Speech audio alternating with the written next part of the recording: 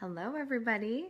My name is Mar, and it's short for Maria Miles, and I am a advisor to Inside Eight. And what I am here to talk about with you today is one element of our lives that tends to take some thinking about sometimes. So I'll back up a little bit. I teach yoga for a living now and have some other yoga businesses and also have the absolute pleasure of working with Inside Eight on their social media strategy. And I was a sociology major in college, and I love talking about the relationships with people and with ourselves. So today is February 1st, and of course, this month, as you've probably seen everywhere, there's a lot of love stuff going on. So we have Valentine's Day coming up. So it's always something that's kind of top of mind these days. And that can either induce some anxiety for some or kind of make people super excited. So we wanted to start this month with talking about just the whole idea of relationships and how is it that we can have more fulfilling relationships. And that can start with friendships, that can start with your partner, partnerships in business, partnerships in love, spouses, boyfriends, girlfriends, whatever you want to call it, and kinships, so your family. Where is the critical component, and what is the critical component that really brings all of those ships to sail? And I like to say that, the ships. So the kinships, the friendships, the relationships, whatever it is, all the ships. What sets those to sail, and how can we nourish those ships to have a more fulfilling life? So I love talking about this. And the critical component I will uncover is self-love. And the idea of self-love is talked about often, but it's not necessarily ever explained in depth. And it always sounds nice and wise to say you need to love yourself first before you can find true love in all these other areas of your life. But when it comes to self-love, there's a couple of things that kind of have to occur. So I wanted to tell you a couple stories to start. I'm not going to sit here and tell you that I am an expert at relationships. It has actually been a complete evolving story in my own life to think about where a relationship had a place in my life. So I'll back up.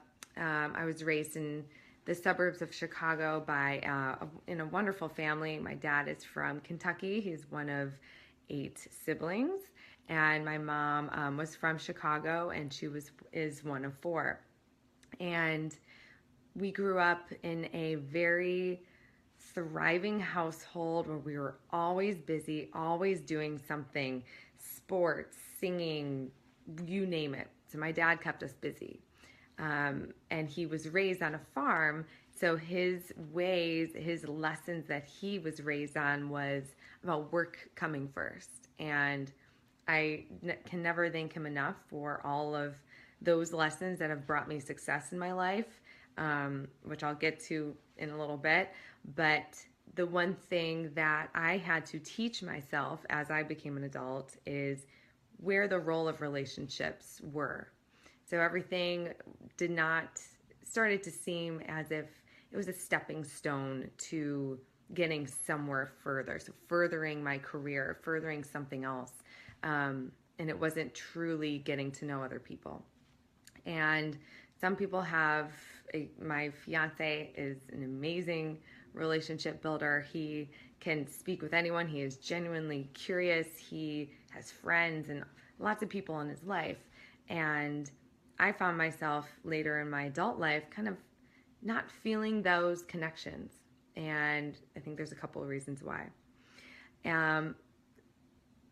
I found myself realizing that it was partly due to the way I was raised. And I started to become a little more mindful and looked around my family and who they had in their life and what roles relationships played for them and how it played out when they didn't make relationships a priority.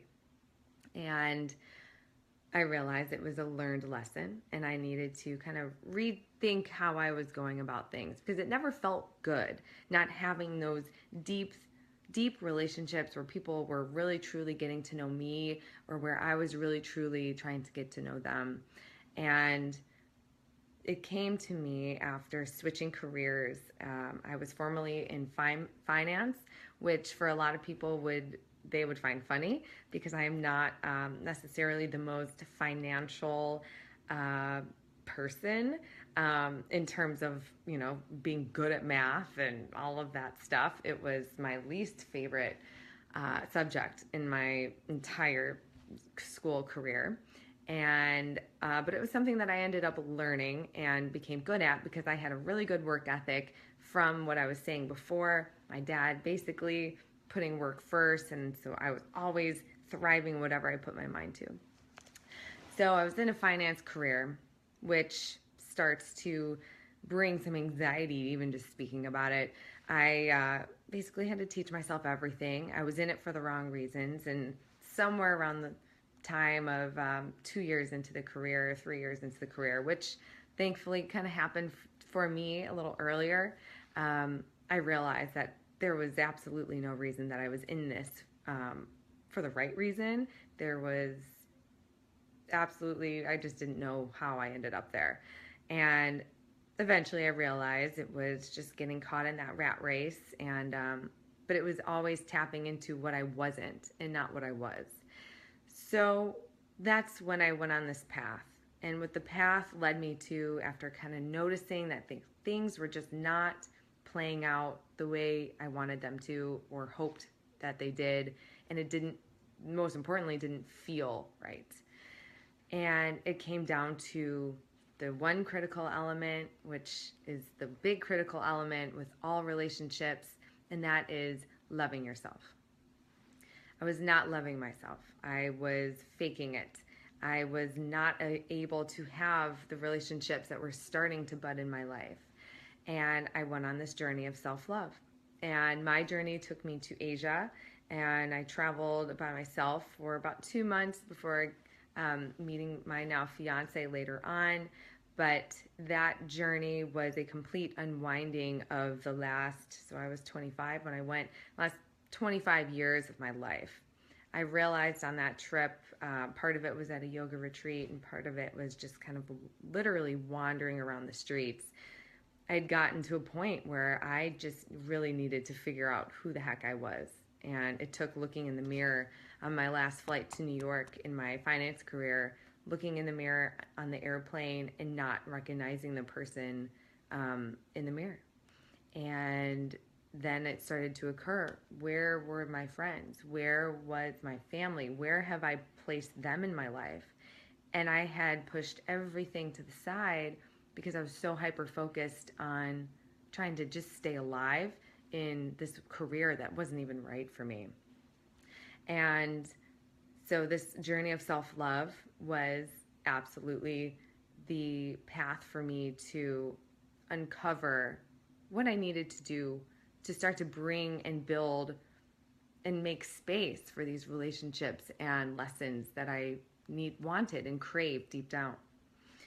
So that's my background, and I wanted to share that because I am not a professional relationships to speak about relationships, but after so much self-reflection, which has now been about 2-3 years of this journey, life has unfolded in the most incredible ways, and I am beyond happy and fulfilled in my life. And I realized very quickly that it was all about self-love. And the other small thing, or big thing, but small thing, when it comes to self-love is surrounding yourself with the right people. So you cannot love yourself if you are not open, if you're not being loved back. I actually wrote this down. It sounds wise, but we must be taught to love these aspects and these elements of ourselves by the folks around us. So that's a very difficult task to find self-love when you're surrounded by people who don't necessarily exude any sort of healthy, loving, kind ways about them to you. So if you're, for instance, in a relationship that is destructive, that could be with a family member. Say the family member is unhealthy, but you feel the need to constantly see this family member all the time and spend time because they're family. That's not practicing self love, because you are not doing what you need to do to stay whole and healthy and happy, because you're around someone who is none of those things and is only causing you pain and harm. But the element to that is we can only control how we think and feel. So we can control how that person can affect us, and we can control how we feel about it. So we can get angry and upset and unhappy and spiral into unhealthy behaviors, whatever that can be. Drinking, eating unhealthy food, just unhealthy thoughts in general, because your thoughts are what you are. So that's where I think a lot of thought gets kind of jumbled up about where these, especially family, where that comes into play. Who we surround ourselves with is a practice of self-love. So I love talking about that, because there's a lot of things in life, and even when you come to speak about self-love, or just relationships in general, where there's this strong should element. So we should be in this relationship because of XYZ. We should see Aunt, whatever you want to call it, Aunt X, twice a month because she really needs it, but I feel tired and exhausted and unhealthy, and she's always kind of barking at me, but she's family, so I should, right? Or it's the holidays, I should be at my parents all day because it's just how it is. Well, no. And I've really put this into practice in the last couple of years, just around the whole holiday element. I know that I have certain needs, and it took me 3 years to realize what those needs are on a daily basis to keep me in a safe, healthy spot where my mind is clear and I can actually be there for other people. And that started with me always exercising every day. It started with me starting to find a meditation practice, knowing when I felt that anxiety rising, that when it used to happen, I would reach for coffee and I would try to push through it, and I would get the jitters, and then it would raise the anxiety, and then I'd be a total mess. So now my practice of self-love over the holidays is I spend the amount of time to be with my family, be in that loving environment, but I'm always sure to step out of the room if I need a couple minutes. I'm always sure to bring my own food, that I know at the table there's going to be some things that I cannot enjoy, and I'm not going to eat them because they make me sick, and that took me a long time to stand up to. But it was the ultimate practice of self-love, because I always felt that I should just eat that, even though I know I'm allergic to dairy and I'm going to be a total disaster for 3 days. So making yourself first is the ultimate practice as well.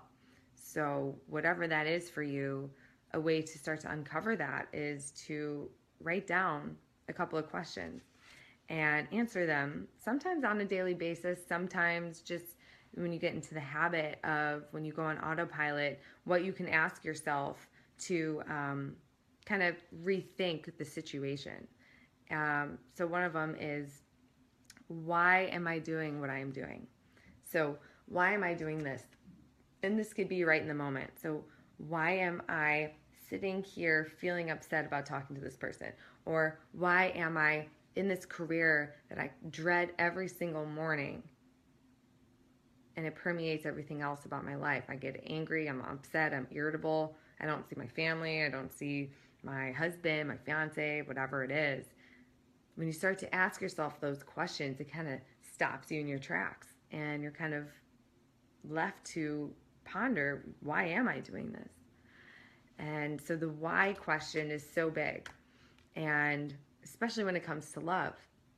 So my love life at this point is incredible, thriving. I'm getting married in October.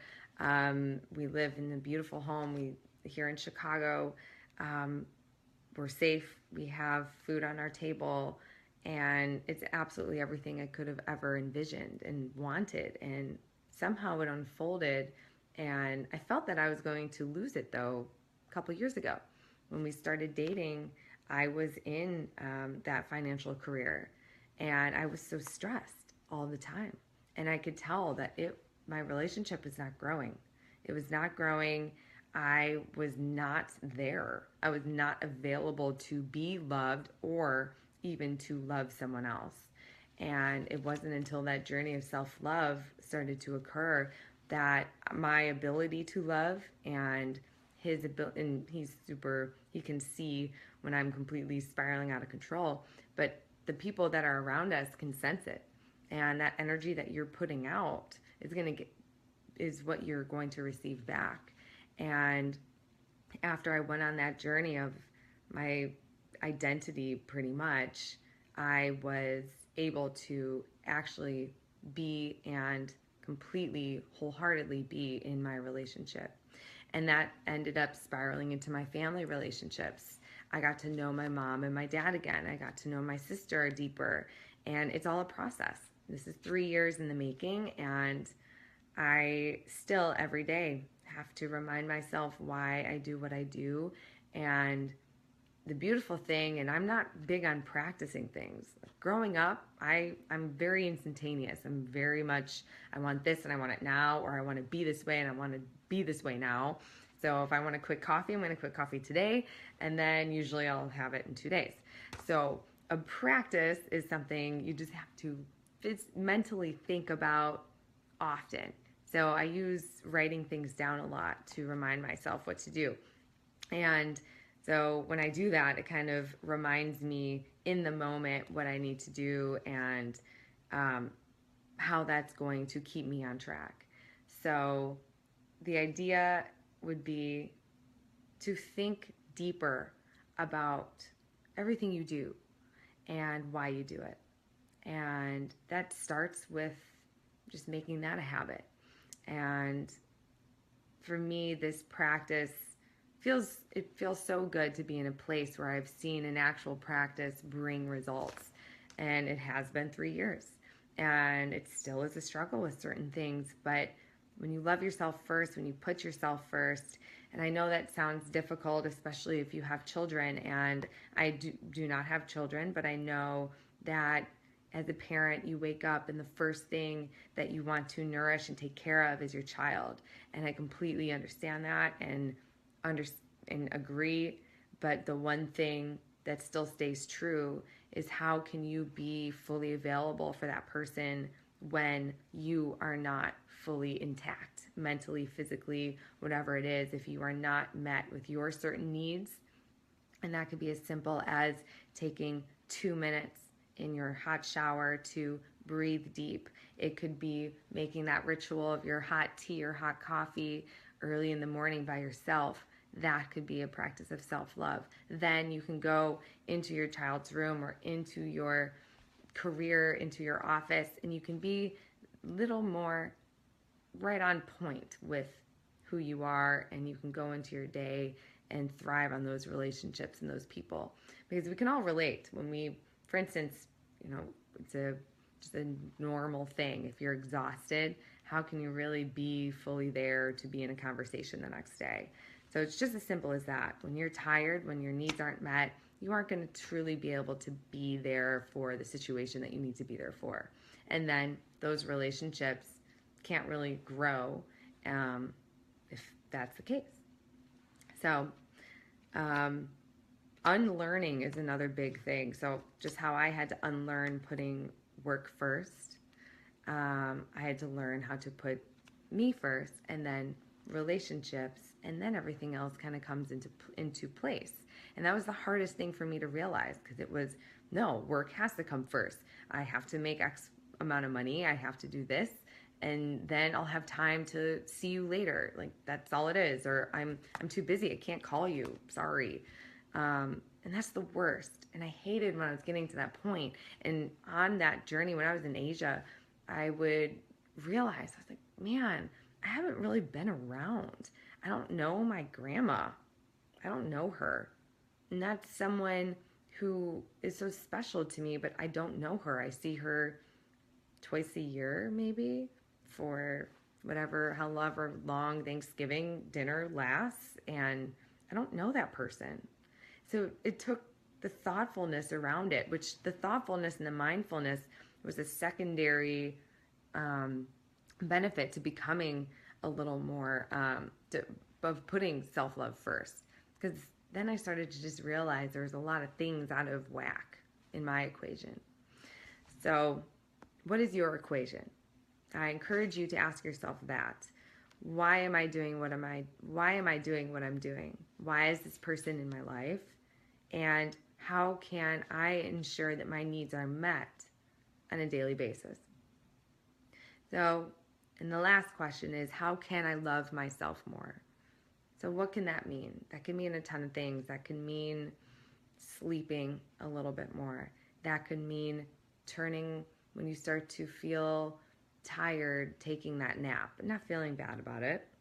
It could mean, and the act of self-love also doesn't, some people get the acts of self-love confused by material possessions. So material possessions, we all know, they don't bring anything. They don't bring value to the soul. They fulfill just a temporary need or kind of want. So when you start to move the material possessions, the materialism to the side, which I just watched that minimalism movie on Netflix, and it was absolutely incredible and really made you think twice about the things that are in your world and in your just in your physical presence, and how none of that meant anything. And if anything, it was clutter and brought you maybe a little bit of stress over it. But when you start to find what those self-love rituals, practices are, you can start to understand that piece that starts to become a secondary benefit of that practice. So in the spirit of February Love Month, I encourage you to find where your ranking of relationships, where that ranking is in your life.